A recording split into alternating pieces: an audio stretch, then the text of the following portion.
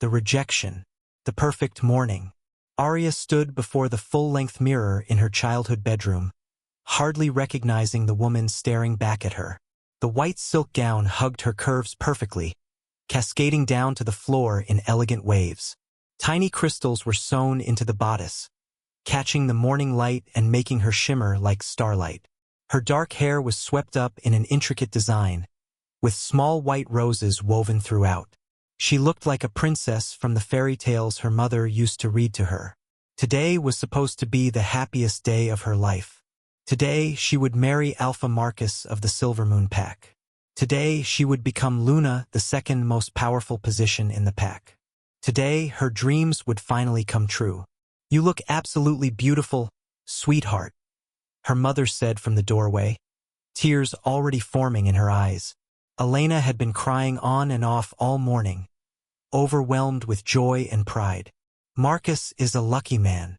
Arya smiled, though her stomach twisted with nervous energy. "Do you really think so, Mama? Do you think I'll be a good Luna?" Her mother crossed the room and took Arya's hands in hers. "You'll be magnificent.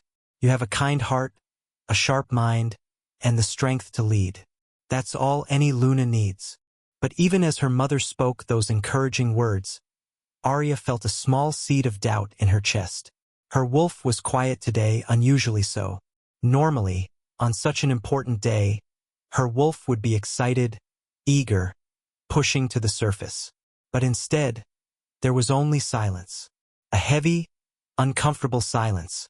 "Arya, it's time," her father called from downstairs. "The ceremony begins in 20 minutes. Taking a deep breath, Arya lifted her skirts and made her way down the stairs. Her father waited at the bottom, handsome in his formal suit, his eyes wet with emotion. "My little girl," he whispered, offering his arm. "I'm so proud of you." The walk to the ceremony grounds felt both too long and too short.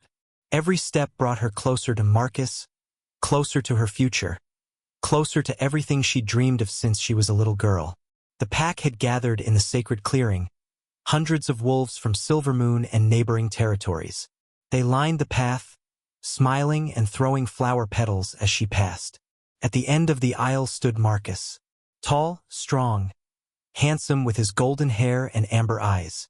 He was every inch the powerful alpha, dressed in traditional ceremonial robes. But as Arya walked toward him, she noticed something that made her heart skip. He wasn't smiling. His jaw was tight, his expression strained. His eyes looked everywhere except at her. "Maybe he's just nervous," Arya told herself. "Alphas don't show emotion easily." The world stops turning.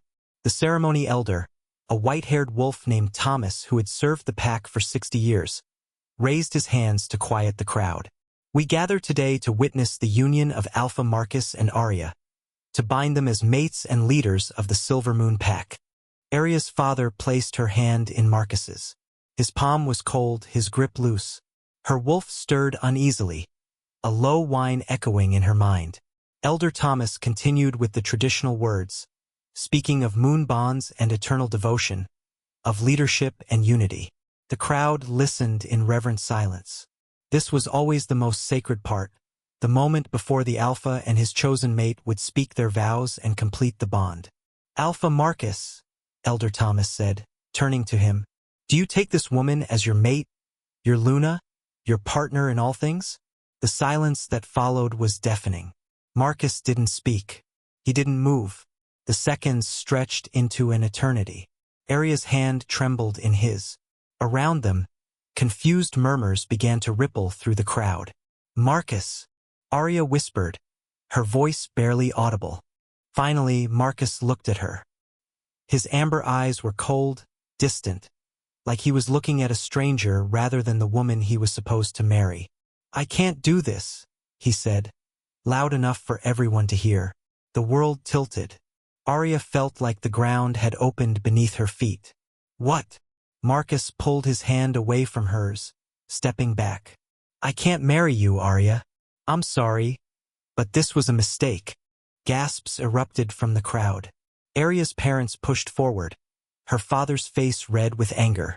"What is the meaning of this, Marcus?" You proposed to my daughter. You planned this wedding. I know, Marcus said, his voice steady despite the chaos erupting around him. And I apologize for the pain this will cause. But I cannot make Arya my Luna. Her wolf is too weak. The pack needs a stronger Luna. Someone who can stand beside me in battle. Someone who can lead when I cannot. The words hit Arya like physical blows. Weak. Too weak. Not good enough. My wolf isn't weak, Arya said. But even as she spoke, she felt the lie. Her wolf had always been smaller than others, quieter, less aggressive. She told herself it didn't matter, that strength came in different forms. But Marcus had clearly been thinking about this for a while. Serafina, Marcus called out, and a beautiful blonde woman emerged from the crowd. Serafina was everything Arya wasn't. Tall, powerful, confident. Her wolf was legendary in neighboring packs, a fierce warrior who had won countless challenges. Serafina has agreed to be my Luna. She is strong where you are weak, Arya. She is what this pack needs. Serafina walked up to stand beside Marcus, a small smile on her lips. She didn't look sorry at all. In fact, she looked triumphant. Arya couldn't breathe. The white dress that had made her feel like a princess now felt like a shroud. The flowers in her hair mocked her. The crowd's pitying stares burned into her skin. How long? Arya managed to ask, her voice breaking. How long have you been planning this? Marcus had the decency to look uncomfortable. 3 weeks. Serafina and I. We discovered we were better suited. I'm sorry, Arya. But this is what's best for the pack. Breaking apart. Arya's father lunged forward, rage transforming his features. You humiliate my daughter in front of the entire pack? You disgrace our family like this. 2 of Marcus's guards stepped between them, blocking her father's path. Marcus's expression hardened. I am your alpha. You will respect my decision. You're a coward. Arya's mother spat, tears streaming down her face. A cruel, heartless coward. But Arya barely heard any of it. The world had become distant, muffled, like she was underwater. Her wolf, usually so quiet, was now howling in pain, a sound that only Arya could hear. The rejection hurt more than she'd ever imagined. It wasn't just emotional pain, it was physical. Her chest felt like it was being crushed, her heart actually aching as the bond between them, weak as it was, shattered. She needed to leave, needed to get away from the pitying stares, the whispers, the humiliation. Without a word, Arya turned and ran. She didn't care that her beautiful dress was getting dirty, didn't care that she was barefoot, didn't care about anything except escape. Arya, wait! Her mother called, but Arya kept running. She ran through the pack grounds, past the houses where she'd grown up, past the training grounds where she'd laughed with friends, past everything that had been her life.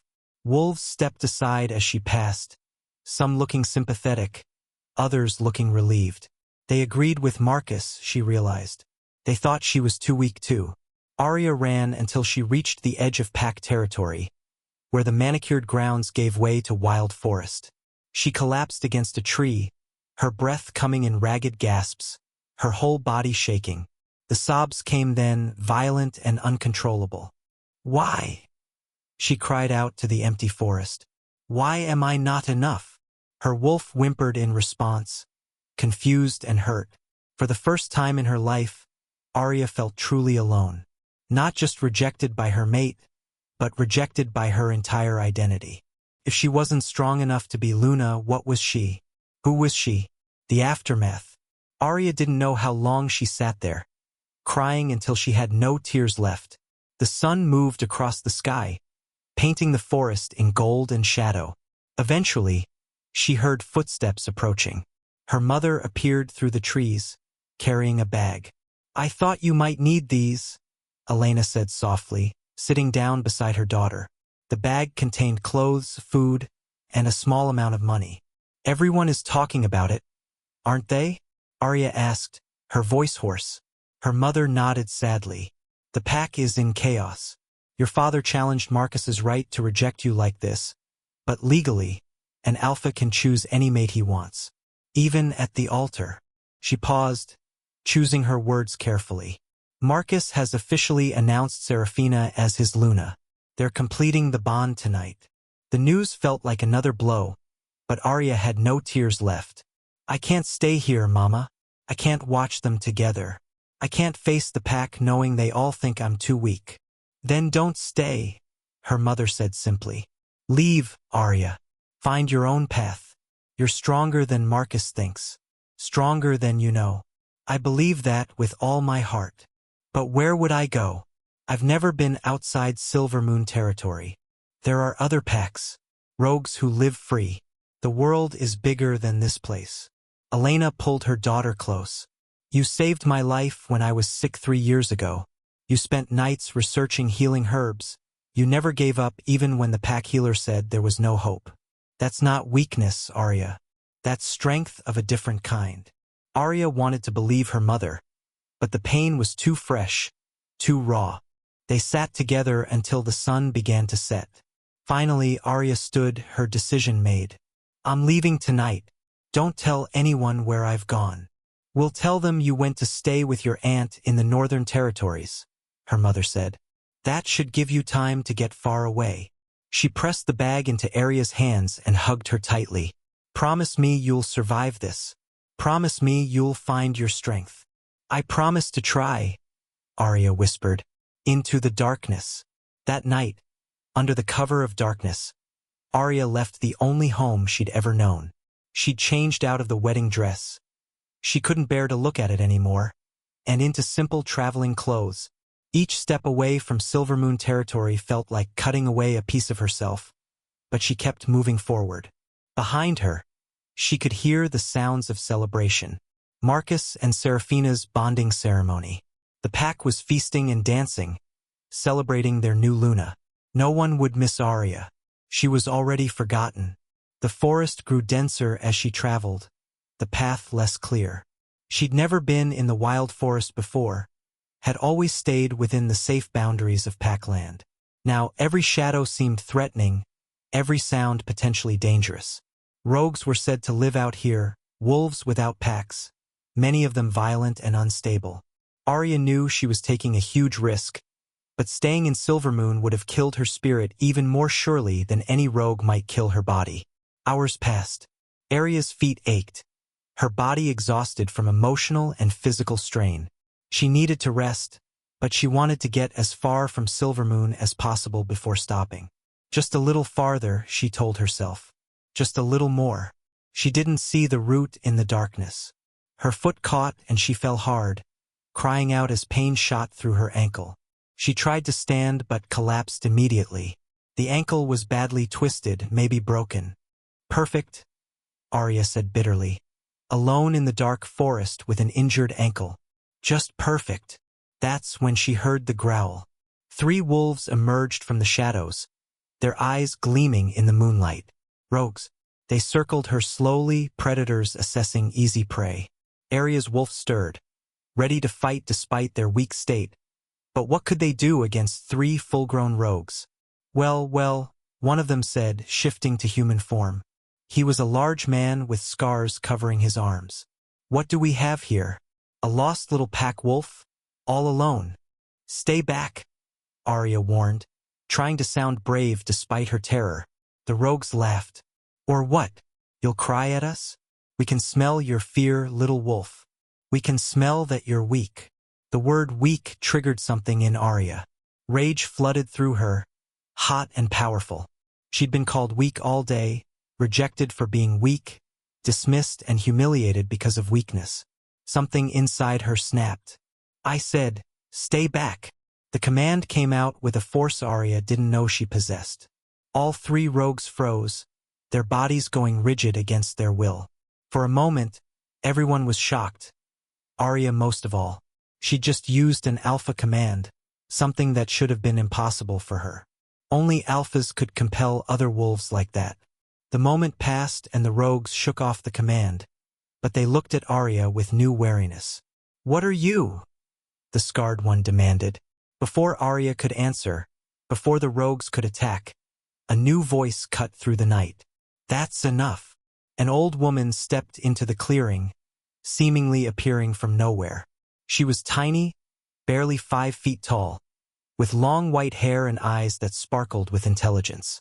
Despite her small size, the three rogues immediately backed away from her.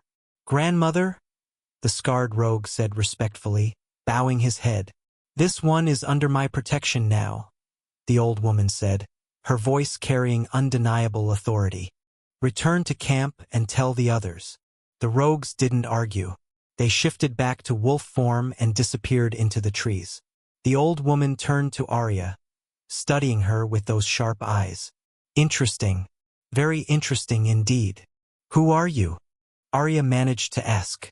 "My name is Meredith, though most call me the Wandering Healer. And you, child, are far more than you've been led to believe." She knelt beside Arya, examining her injured ankle with gentle hands. "Your wolf isn't weak. It's dormant. There's a difference." "I don't understand." Meredith smiled, a knowing expression that suggested she understood far more than Arya could imagine. "You will, child. You will. Now come. Let's get you somewhere safe and begin your real education." As Meredith helped Arya to her feet, supporting her weight with surprising strength for such a small woman, Arya felt the first tiny spark of hope since Marcus's rejection. Maybe her mother was right. Maybe she was stronger than anyone knew. Maybe this wasn't the end of her story. Maybe it was just the beginning. The transformation. The hidden sanctuary. Arya woke to the sound of birds singing and sunlight streaming through a window. For a moment, she forgot where she was, forgot everything that had happened. Then the memories crashed back. Marcus, the rejection, running into the forest, the rogues, and the mysterious old woman named Meredith. She sat up quickly, wincing as pain shot through her ankle. Looking around, she found herself in a small but cozy room. The walls were made of smooth stone, covered with shelves holding countless jars of herbs, crystals, and things Arya couldn't identify. The bed she lay on was surprisingly comfortable, covered with soft furs and woven blankets. Through the window, she could see dense forest and, in the distance, mountains she'd never seen before. "You're finally awake," Meredith said, entering the room with a tray of food. "You slept for nearly 2 days. Your body needed the rest after. Return to camp and tell the others." The rogues didn't argue. They shifted back to wolf form and disappeared into the trees. The old woman turned to Arya, studying her with those sharp eyes. "Interesting. Very interesting indeed. Who are you?" Arya managed to ask. "My name is Meredith, though most call me the Wandering Healer. And you, child, are far more than you've been led to believe." She knelt beside Arya, examining her injured ankle with gentle hands. "Your wolf isn't weak. It's dormant. There's a difference." "I don't understand." Meredith smiled, a knowing expression that suggested she understood far more than Arya could imagine. "You will, child. You will. Now come. Let's get you somewhere safe and begin your real education." As Meredith helped Arya to her feet, supporting her weight with surprising strength for such a small woman, Arya felt the first tiny spark of hope since Marcus's rejection. Maybe her mother was right. Maybe she was stronger than anyone knew. Maybe this wasn't the end of her story. Maybe it was just the beginning. The transformation. The hidden sanctuary. Arya woke to the sound of birds singing and sunlight streaming through a window. For a moment, she forgot where she was, forgot everything that had happened. Then the memories crashed back. Marcus, the rejection, running into the forest, the rogues, and the mysterious old woman named Meredith. She sat up quickly, wincing as pain shot through her ankle. Looking around, she found herself in a small but cozy room. The walls were made of smooth stone, covered with shelves holding countless jars of herbs, crystals, and things Arya couldn't identify. The bed she lay on was surprisingly comfortable, covered with soft furs and woven blankets. Through the window, she could see dense forest and, in the distance, mountains she'd never seen before. "You're finally awake," Meredith said, entering the room with a tray of food. "You slept for nearly 2 days. Your body needed the rest after. Everything you went through. 2 days. Arya's eyes widened. Where am I? How did we get here? My home, Meredith said simply, setting the tray on a small table beside the bed. We're deep in the wandering woods, far from any pack territory. Eat first, then we'll talk. The food was simple but delicious. Fresh bread, cheese, fruit, and a tea that smelled of mint and something else Arya couldn't identify. As she ate, Meredith examined her ankle, unwrapping bandages Arya hadn't noticed before. The swelling is down, Meredith observed. Another day or two and you'll be walking normally again. You heal faster than you think. Meredith, Arya said carefully. Last night you said my wolf isn't weak, that it's dormant. What did you mean? The old woman's eyes sparkled with that knowing look again. Tell me, child, what do you know about your family history? Your grandmother, your great-grandmother. Not much, Arya admitted. My grandmother died when I was young. My mother doesn't talk about her family much. That's because your mother doesn't know the truth, Meredith said, settling into a chair across from Arya. Your grandmother was my student many years ago.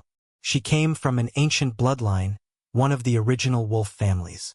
But she fell in love with a common pack wolf, and when she chose to marry him, her family disowned her. She never told her children about their heritage. Arya's heart began to race. What heritage? The silver bloodline, Meredith said quietly. The first wolves created directly by the moon goddess herself. They were known for their silver fur, their immense power, and their ability to command other wolves. Over centuries, the bloodline was diluted, scattered, hidden. Most people think it's just a legend now. But that's impossible, Arya protested. I'm not powerful. I'm weak. Everyone says so. Even my wolf is. Your wolf is dormant, Meredith interrupted firmly. There's a difference between weak and sleeping. Your wolf never fully awakened because you never needed it to. You lived a safe, comfortable life in a pack where everything was provided. Your wolf had no reason to emerge. Then why did it wake up last night, when I used that command on the rogues? Meredith smiled.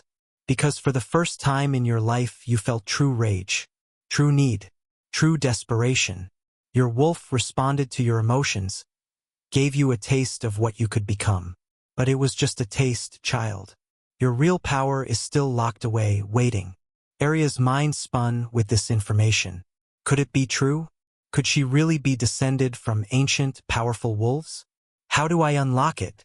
Through training, challenge, and most importantly, through accepting who you truly are. Meredith leaned forward. You've spent your whole life trying to be what others expected. The perfect pack daughter. The suitable Luna. The weak wolf who should be grateful for whatever scraps of acceptance she received. But that's not who you are, Arya. That's just who you were pretending to be. Tears pricked Arya's eyes. I don't know who I am anymore. Marcus rejected me. My pack thinks I'm worthless. I have nothing. You have everything, Meredith corrected gently. You have potential, strength, and power beyond imagining. You just need to stop seeing yourself through their eyes and start seeing yourself through your own. She stood, walking to the window. I can teach you, Arya. I can help you unlock your true wolf, discover your real strength. But it won't be easy. The training will be harder than anything you've experienced. It will hurt. You'll want to quit. But if you push through, if you commit to becoming who you were meant to be, you'll be unstoppable. Arya looked at her hands, thinking about everything she'd lost. Then she thought about Marcus's cold eyes, Seraphina's triumphant smile, the pack's pitying stares. Something hardened inside her chest, something cold and determined. Teach me, she said. I want to learn. Meredith's smile was fierce and approving. Good. We start tomorrow. Rest today, heal your body. Tomorrow, we begin breaking down everything you think you know about yourself. The breaking point. The next morning came too early. Arya was still exhausted, her ankle still tender, when Meredith woke her before dawn. Training begins now, the old woman said, pulling back the curtains to let in the gray pre-dawn light. Get dressed and meet me outside. Arya stumbled out of bed and into the clothes Meredith had provided. Simple pants and a tunic, designed for movement. Outside, the forest was still and quiet, mist hanging between the trees like ghosts. Meredith stood in a clearing behind her cottage, looking impossibly awake and energetic for someone her age. First lesson: your body is weak because you've never pushed it. Your wolf is dormant because you've never demanded it wake up. We're going to change both of those things. For the next 6 hours, Meredith put Arya through exercises that left her gasping and shaking. Running, climbing, combat drills, strength training. Every time Arya thought she couldn't do something, Meredith pushed her harder. You think you can't climb that tree? Try anyway. You think you can't run another mile? Run it anyway. You think you've reached your limit? You haven't even come close. By midday, Arya collapsed in the dirt, her entire body screaming in protest. I can't, she gasped. I can't do anymore. Meredith stood over her, unmoved by her exhaustion. That's what you always say. I can't. I'm too weak. I'm not strong enough. Those words are chains, Arya. Every time you say them, you make them more true. But my body. Your body is capable of far more than you've ever asked of it, Meredith said. The only thing holding you back is your mind. You've been told you're weak so many times that you believe it. You've accepted it as truth. But it's just a story, child. And stories can be rewritten. Arya closed her eyes, tears of frustration leaking out. Everything hurt. Her muscles burned. Her lungs ached. Her heart pounded so hard she thought it might burst. She wanted to give up, wanted to stay lying in the dirt forever. Then she thought about Marcus standing at that altar, announcing Serafina as his Luna. She thought about the pack's relieved faces, grateful that the weak wolf wouldn't be their leader. She thought about every person who had ever looked at her with pity or dismissed her as lesser. Rage filled her again, hot and powerful. Her wolf stirred, responding to that rage. Get up, her wolf said, speaking more clearly than it ever had before. Get up. We are not weak. We were never weak. They were just blind. Arya's eyes snapped open. With a growl of effort, she pushed herself to her feet. Her legs shook, her vision blurred, but she stood. Again, she said to Meredith. Make me do it again. Meredith's smile was proud. Now you're beginning to understand. The awakening. Weeks passed in a blur of training, pain, and slow, steady progress.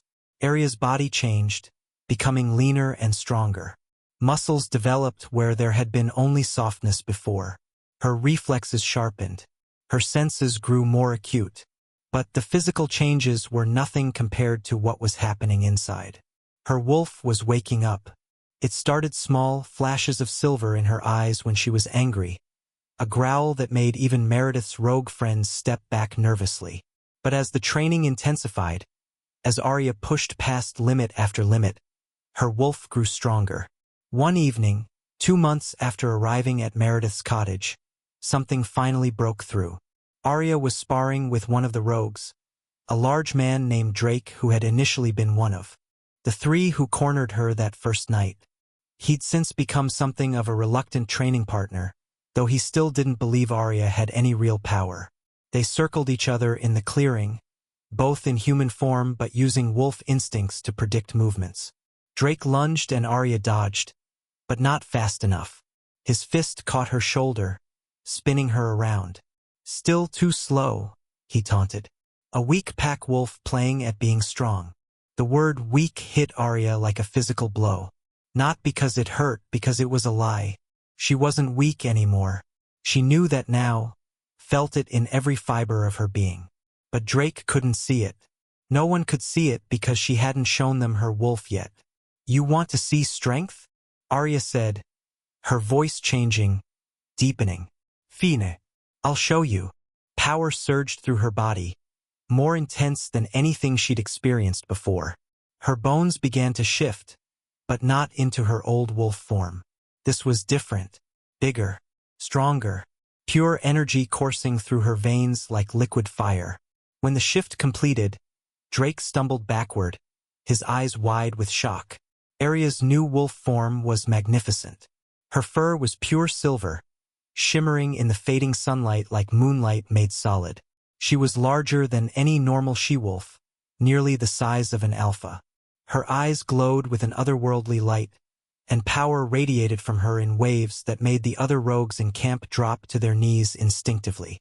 "Impossible," Drake whispered, bowing his head in submission. "The silver blood. It's real."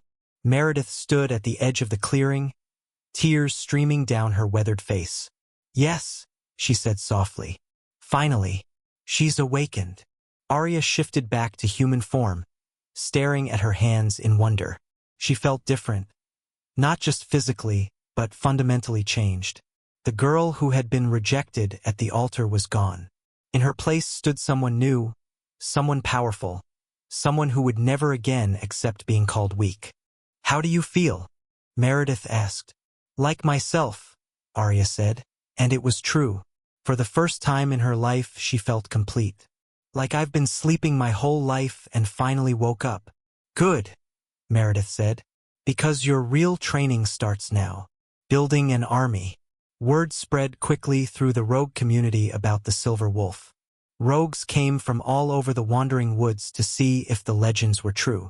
When they saw Arya, when they felt the power radiating from her, many chose to stay. "We've been waiting," one of them told her, a scarred woman named Kira who had been rejected by her pack for refusing to mate with an abusive alpha. "Waiting for someone strong enough to protect us, to give us purpose. The packs treat us like trash, like we're less than nothing because we don't belong to them. But maybe we could belong to you." Arya looked at the growing group of rogues, seeing herself in each of them. Rejected, dismissed, called weak or broken or worthless. But none of them were those things. They'd just been judged by people who couldn't see their real value. "I won't be your alpha," Arya said carefully. "I won't recreate the same system that hurt us. But I will be your leader if you'll have me. We'll build something new. A place where strength is measured by more than just physical power. A sanctuary where the rejected can become remarkable." The rogues cheered, and just like that, Arya found herself at the head of a growing movement. They called her the Silver Guardian, the wolf who protected those the packs had forgotten. Over the next 4 months, their sanctuary grew. Arya used everything Meredith had taught her to train the rogues, to help them discover strengths they didn't know they had. Some were fierce warriors. Others were skilled hunters, healers, builders, or strategists. Together, they created a community that rivaled any pack in organization and strength. Arya also discovered she had a gift for strategy and leadership that had never been tested in Silvermoon. She could see patterns others missed, predict how situations would unfold, make decisions quickly and confidently. The rogues trusted her completely, and that trust made them stronger. Their territory expanded slowly but steadily. They claimed a section of the Wandering Woods, marked it as their own, and defended it against any who would challenge them. Several nearby packs sent warriors to test the new rogue group, expecting easy victories. Every single one was defeated and sent home with a message: "The rejected are rejected no more." The Silver Guardian's reputation spread across all territories. Some packs feared her. Others were curious. But everyone knew her name, including, eventually, the Silvermoon pack, the Lycan King. It was a cold autumn evening when he arrived. Arya was meeting with her council, a group of her most trusted advisors, former rogues who had proven themselves wise and capable, when Kira burst into the meeting hall. "Guardian," she said breathlessly, using the title Arya's people had given her. "We have visitors. Important ones. The Lycan King has come." Everyone in the room froze. The Lycan King was legendary Daemon, ruler of the most powerful pack in all territories, possibly in the entire world. He was said to be ancient, powerful beyond measure, and absolutely ruthless when crossed. Some said he was more beast than man, that he could tear through an army alone. "Why would he come here?" Drake asked nervously. "Only one way to find out," Arya said, standing with a confidence she partly felt and partly faked. "Bring him to me." The Lycan King entered her hall flanked by 4 massive warriors, but Arya's attention was immediately fixed on him. Daemon was tall, at least 6.5 feet, with a powerful build that suggested devastating strength.